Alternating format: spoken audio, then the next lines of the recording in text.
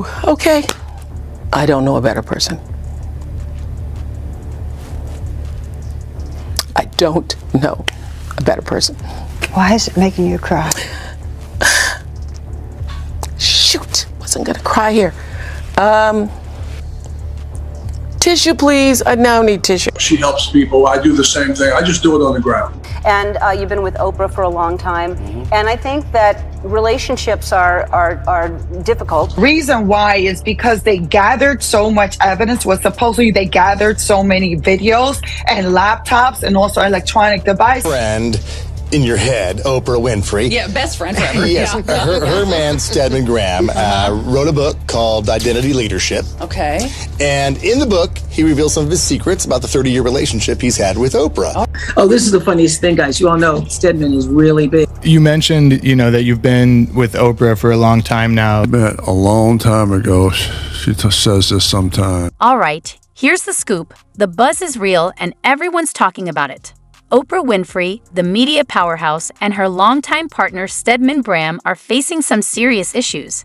For anyone who missed it, this pair has kept things low-key for decades, but now their relationship drama is out in the open. Oprah, the billionaire who kept us all hooked on her shows, has had Stedman by her side for years, her loyal partner through it all. But let me tell you, things aren't so rosy behind the scenes anymore. This is one rare and juicy public clash between two famously private people, and it's every bit as intense as it sounds. Leadership. Okay. And in the book, he reveals some of his secrets about the 30-year relationship he's had with Oprah. All right. And in Hollywood, a 30-year relationship, that's like a kind of lifetime. They're not married. Especially with someone as powerful as Oprah. Yes. So he goes on to say, the thing about our relationship is I want the best for her. So I'm dedicated to her happiness. So that's great for her, and I want her to be the best she can possibly be, and she's done a pretty good job of doing it. You hear that, Frank? You hear that? That's how you're supposed to talk to a significant other or a spouse. You want what's best for her. You want her to be happy. That is wonderful, Stedman, but this is so passive-aggressive because then he goes on to say this. Oh. For me, I've been able to find my own happiness. Like, nobody's helping him find his happiness. He's helping Oprah find all hers. He's finding his own happiness. You're reading into that too much. He goes on. For me, I've been able to find my own happiness and develop my own skills, my own talents, my own abilities, and I'm satisfied with that. So the combination, when you have a good partner that's able to self-actualize their potential and you're able to self-actualize yours, 1 and 1 equals about 6. The only thing you don't see there are the tears on the paper. It sounds like Oprah's absence made him stronger. Or maybe to make him happy, she gets home from her powerful day and looks at him and goes, "You get a BJ, Right. Let's break down what Stedman reportedly said. He was at some high-end event, probably thinking no one would notice, but wow, was he wrong. As he chatted, people noticed him sharing his thoughts on Oprah's work habits. We all know Oprah's empire is built on her relentless hustle, but Stedman hinted she should slow down and ease up. But here's where it gets even more surprising. He then suggested that maybe Oprah's constant drive for the next big thing could be her way of avoiding something. Wait, what? Is he implying Oprah has hidden issues? Just when you'd think he'd stop, Stedman goes further, questioning if the queen of self-help and living your best life might not be living hers quite so perfectly. Management issue, you got to be able to manage that process. To be able to, you can imagine if you are a brand in sports, and we know the brands, you reach people know your name all over the world. Yeah. You walk into a place, they give you everything. You got big contracts, all of that. If you were able to source content and information and apply your brand to building communities, to helping other people empower themselves, to helping your family, leveraging your brand awareness and your name for good, okay, and then to kind of organize a legacy while you're playing sports, kind of organize what you should be doing in the future, positioning yourself. You imagine the power of that, as opposed to thinking and walking around just playing ball and and not thinking about anything and just kind of having fun. Right. But it's a time to really, you only have a short amount of time. You don't have a lot of time. So to take those few years that you have. In some case, basketball, you might have 10 years or whatever the case may be.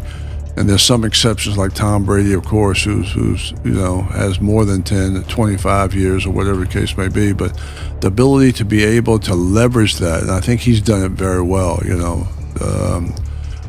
to be able to leverage that into an existing world and make it work for you and your external clan, man, to empower other people. I just think, and I think LeBron's looks like he's done a pretty good job of doing that, where there's life after basketball, and he's helping in the community. And I'm sure there's a lot of other athletes that do that. I mean, when you put it like that, of course, it's an incredibly powerful tool, like you said. I mean, that makes perfect sense. But it seems more of like just avoiding the pitfalls of it, like you said. Well, it's knowing how it can empower you and your ideas and where you're going and who you want to become, and not be stuck in just thinking that you're all of that. Right. And you're not, because once you stop playing ball, really not that many people care. Right. So you got to make it work for you, and that's what social media should be doing for everybody, is making it work for you, as opposed to, again, the reverse. You're probably wondering, why would Stedman, Oprah's longtime supporter, suddenly air their private issues? Some think there might be hidden trouble in their relationship, while others suspect he feels overlooked as Oprah's sidekick. Or maybe he's genuinely trying to get her to slow down. But what if there's more to it? When a man starts saying his partner needs more time at home, it often signals something deeper. You also wrote, Teens Can Make It Happen, 9 Steps to Success. How does the concept of identity differ for this younger demographic? Well, that's a great question. Again, I go back to how we learn. I'm trying to get a 10-year-old, 11-year-old, 12-year-old young person to understand they have 80 years left. And if they could take those 80 years and learn how to apply everything to what they love and what they're passionate about, what's meaningful in their life, that they really have an opportunity to improve. I mean, you're going to really be successful if you're a better person today than you were yesterday, and you just keep growing and you're learning and you're a lifelong learner and you're a reader. You keep reading all the time and you're focusing on setting goals, and you understand the process of success and how it works, and you're focusing on what you love. And you tie that to business, and you tie that to social media, you tie that to all those things that will empower you based on what's possible for you, and you have access to a global marketplace. And everything you learn from now on, you can begin to organize it through a cognitive ability to be able to download content that's relevant to your talents, to your skills, and to your passion. If I can get you to understand that at 10 or 11, man, that's a pretty good process for building and designing your own future. Yeah, I mean, changing the trajectory of someone's life at that age, I mean, you can't put a price on that. I mean, it's like you said, it changes them forever and can benefit them greatly. Yeah, and the process works, especially for, some athletes who are young. They start at what, 6, 5, and 4, and they learn the process of how it works. Yeah. And by the time they get 11 or 12, they're like killing them. Yeah. And that's when so it's the same process for me as trying to get young people to understand their empowerment at an early age. So similar question to sports, these young people now, I mean, I couldn't imagine kind of growing up with social media the way it is now back when I was a kid or a teen. Kind of similar question that we did for the athletes. How do these young people deal with social media when they can't necessarily start a business or use it for work? Well, I think they have to. It's tough. It's a very difficult thing when you're dealing with social media and you don't know what it does, or the purpose of it, or how it affects you, and the algorithms are set up and designed to hook you, and all of that. So I think you just have to, hopefully you have good parents who understand, how to monitor some of that. But again, it is a valuable tool because it has so much information. Again, I go back to not everybody's going to get this, but making sure you understand who you are so you can apply the information to your development and create something that you can control as opposed to it controlling you. And so that's an awareness process. That's raising people's consciousness about that, which we're trying to do in schools. And in students we do. I mean, we have a program in Mississippi that we're working on, and man, those young people they're in STEM programs, and they're smart. And boy, to be able to eliminate all the labels that they have to deal with, I mean, through this process of identity and understanding who you are, it's just really so rewarding to see them, the light bulb go off, and not be defined by their parents and not be defined by their circumstances, which can be very difficult for them sometimes.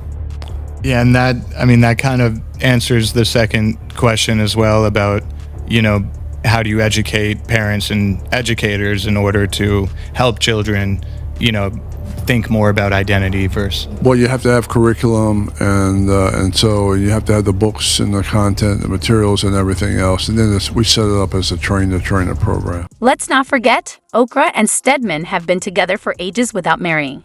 Is Stedman finally tired of their unconventional setup? Maybe he wants more commitment, or even marriage.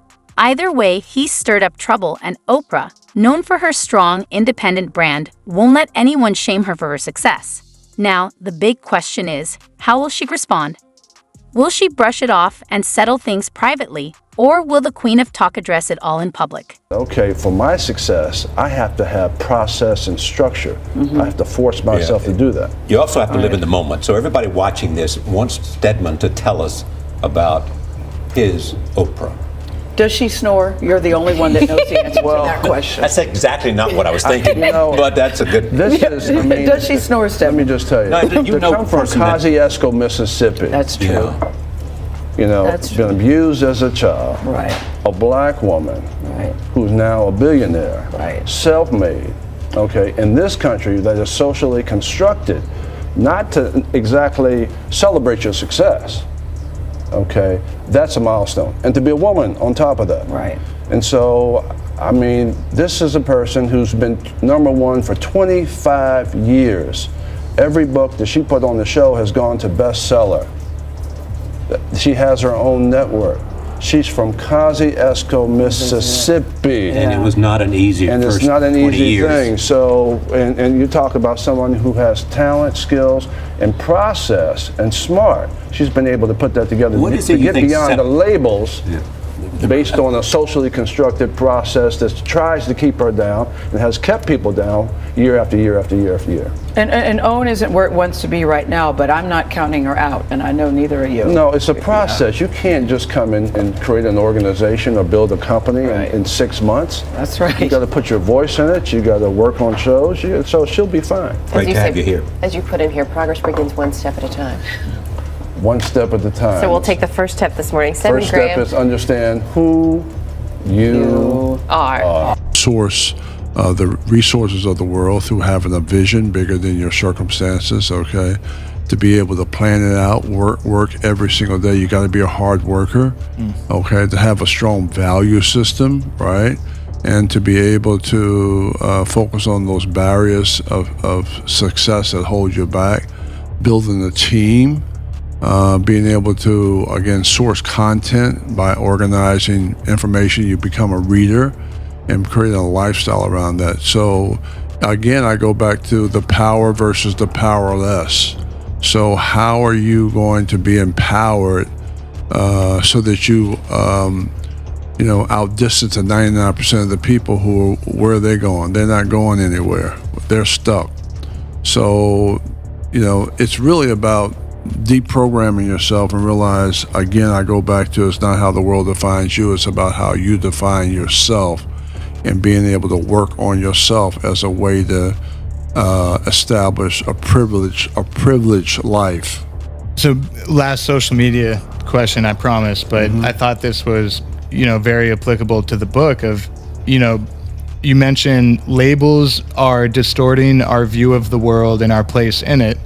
And in today's digital age with the prominence of social media, kind of how can we work to move beyond these imposed labels and cultivate authentic self-representation? I don't know how you do it unless you have an identity. Yeah. I don't know how you do it unless you're focusing on what you're doing, which is to find out who you are, working on that every day, right? Because it takes a while, and figure out what you do well, and to do it over and over and over to where you become an expert in your field, so that you can outdistance everybody else who are doing what? What are they doing? They're not going anywhere for the most part because they're stuck in a mindset. And so, again, when you start to change the learning system around where everything becomes relevant to building value, then you're not stuck in that box. You're able to not be defined by the labels or how other people see you, but the only thing that's important, because I use this in my own life, not being defined by labels, and people try to put me in a box, and especially me, and in regards to my relationship. And so what I try to do is not worry about how other people define me, but how I define myself, and that's what's important. When Oprah heard about Stedman's comments, she was not happy. Rumor has it she was in her office, stunned by the news. But Oprah didn't waste time. She canceled her schedule and demanded to speak to Stedman face-to-face at her Chicago penthouse. She wasn't going to let him hide behind a call or text. She wanted to address this directly. Things were about to get real.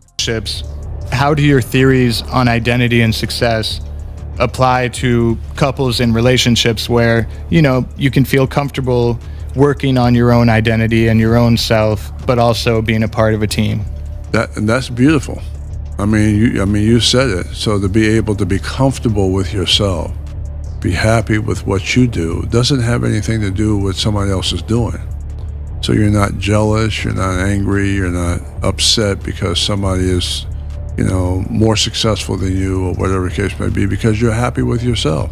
That's what we're talking about. That makes perfect sense. I think we can all relate to that, right? It's like, no matter where you are or who you're with, there's always some sort of, question of, is that person being their authentic self, and do I want to be in this relationship? And strength being, only the strong survive. That's I always talk about that in my speeches. But you're strong when you're strong. You're not strong because you want to make yourself be strong. You're strong when you do the work.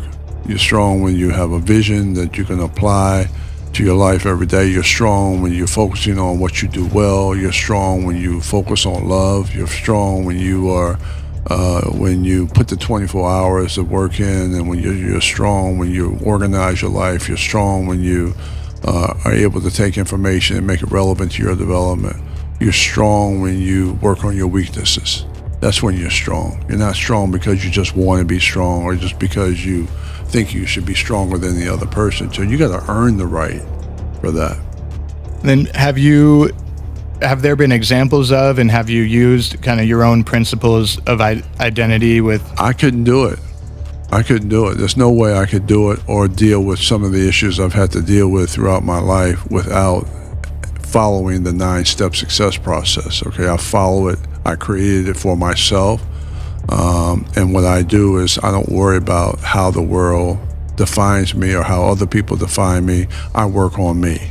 Yeah. I develop me so that the more I have, the more I can give. I can contribute more because I'm working on me and building value in my own life. So it's the value you want to build in your own life, not waiting for somebody to give you that, or having somebody else determine your value. Create your own, build your own opportunities, source your own talents, find out what you do well and work on it, and search for it.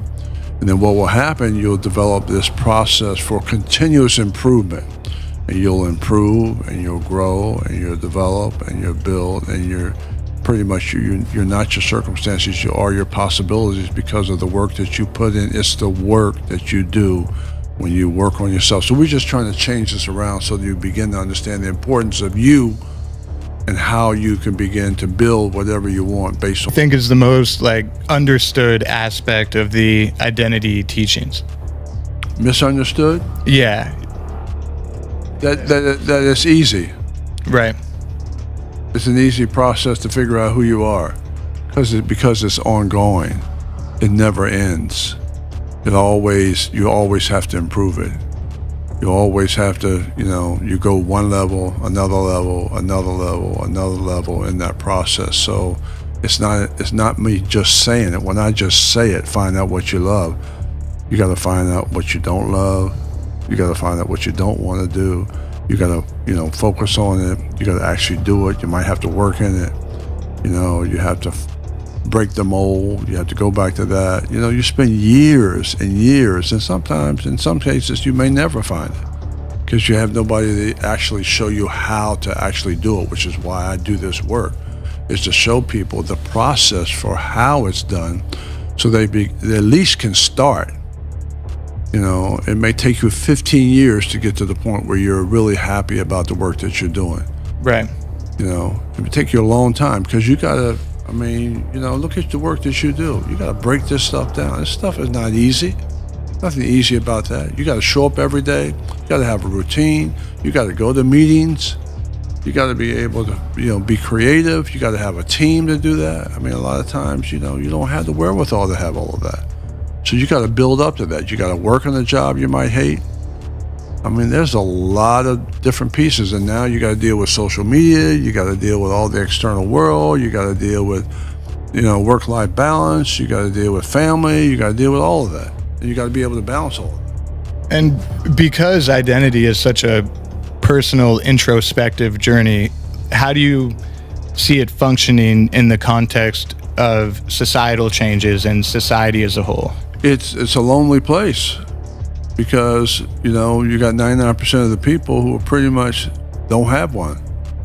And, or they don't really understand the value, or they haven't started working on one, I should say.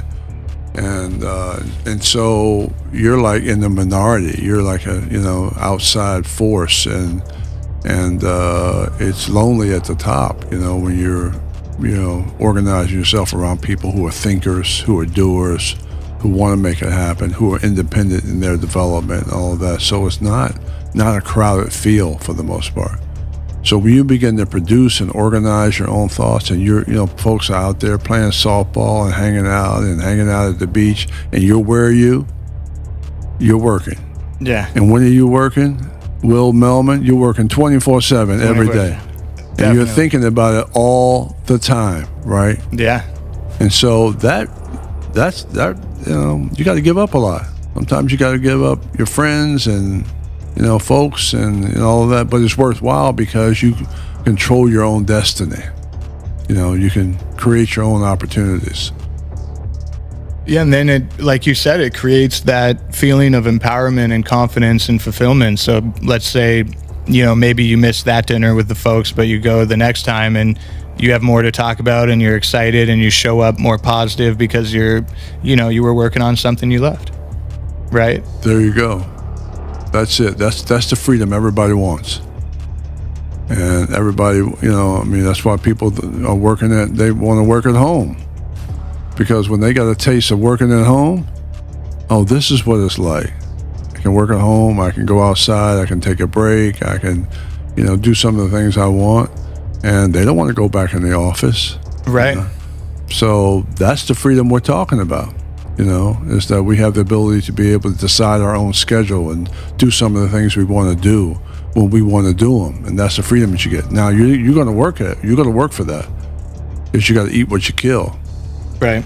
And so that's a whole nother ball game.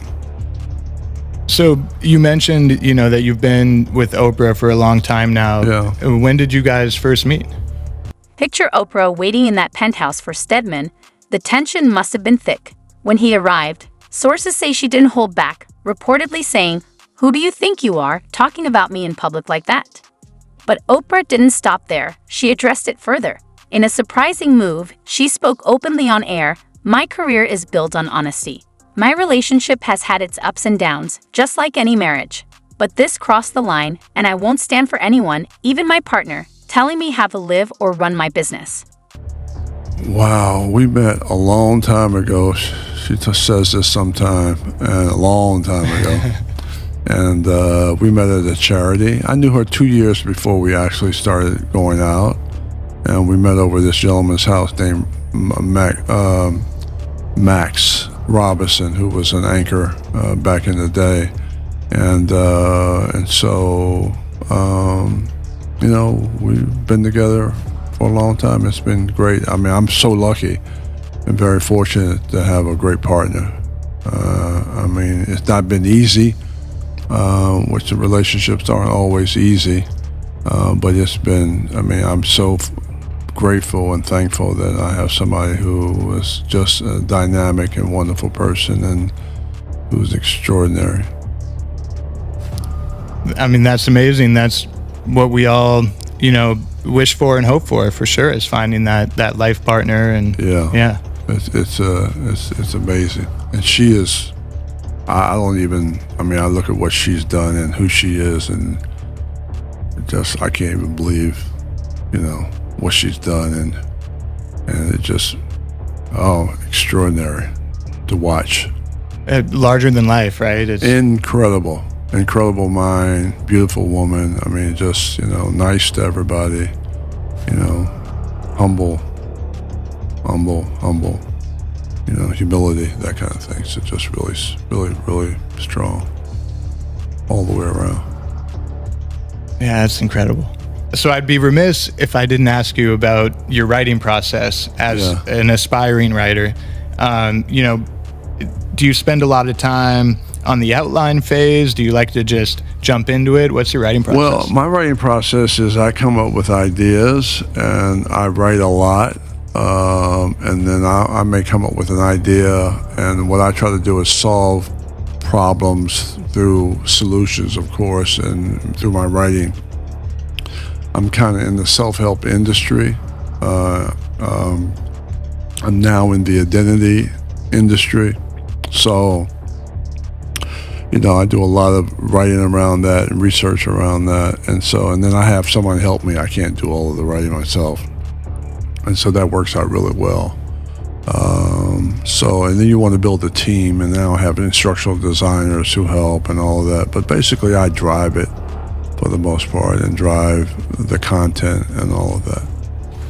Yeah, that's amazing. Yeah. It's, you know, having so many books out and doing it for so long. I mean, it's obviously impressive is an understatement, but, you know, it's hard writing a book. Yeah. I mean, there's nothing easy about writing a book. So it takes a team of people, and I'm fortunate to have a great agent, and, you know, I've had great publishers, you know, so, and a team of folks who help. And so, again, it's a process. I can't even believe that I'm still in the game, you know, still writing and still speaking, and we just kind of really are just starting. And the identity work, after 30 years of working to try to build this thing, you know, we're just starting to build these systems where we can deliver this content pretty much anywhere in the world. And now we have the internet, you know, which is a blessing. So It's surprising to see Oprah, usually so private, addressing her relationship drama so openly. By confronting this head-on, she's making it clear that no one, not even Stedman, can shame her for her success or control her choices. The response has been huge, with fans praising her strength and using hashtags like #OprahStrong. Even other celebrities are backing her and calling out Stedman for his remarks. We can go deeper and dive deeper in the content. It's more interactive. It's probably about 2 hours, 3 hours. You know, we can do that, a full program pretty much. And people really love that. They get a lot out of that. Yeah, it sounds amazing, you know, reaching a lot of people. And it seems it would be more impactful, or just as impactful as, like, you know, them reading a book, but seeing you live and really kind of feeling the energy. Because I saw Eckhart and Deepak at USC, and it was like a life-changing experience. And I guess it is a little different because you kind of the book you get more information, but from the speaking it's like more impactful, if that makes sense. There's a connection there. Yeah. So I love to speak, and then I do a book signing, and we have the books, and now we're building the courses out. So it's a kind of a building an ecosystem around the work, and so it's very, very exciting. I mean, I love the work.